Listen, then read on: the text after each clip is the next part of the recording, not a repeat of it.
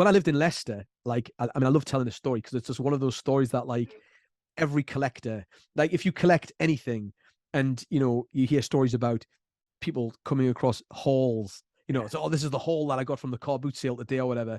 Like, I landed upon a haul of cassettes, like, which is just like, I mean, like, pre-cert video collectors. It's the kind of thing that would just, that made me fall over, so it would make everybody else fall over.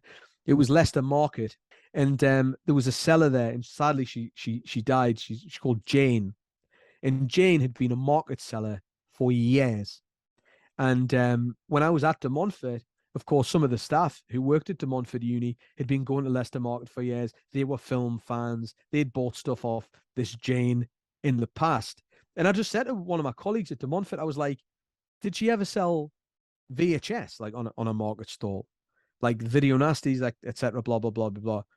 He's like, yeah, of course she did. And I was like, right. So, so I went to see Jane, and I said to her, like, Jane, you know, you don't know me, blah, blah, blah, blah, blah, but I'm interested in horror videos on VHS. And she's like what?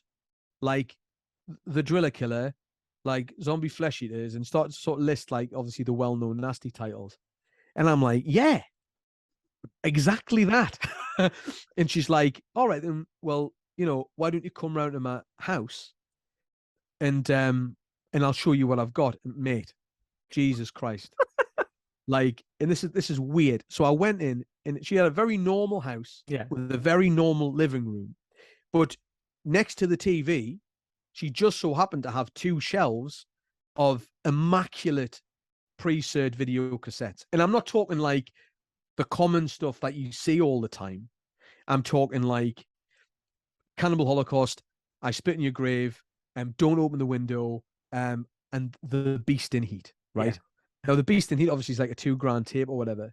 And I clocked that straight away. But of course, like, by the time that I'd spent some money there, she was cottoning on, obviously, to the fact that some of these tapes are really valuable. Right. So she was subsequently cross-referencing prices, blah, blah, blah, blah, blah.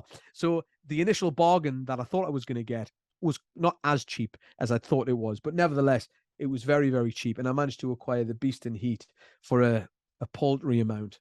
And you know, I mean, it was the stuff that video collector pre-cert dreams are made of, really. I sound like I'm bragging about this. I'm not.